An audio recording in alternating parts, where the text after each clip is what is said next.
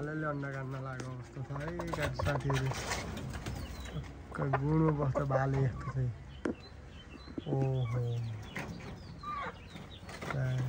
मजाले खेलिरहने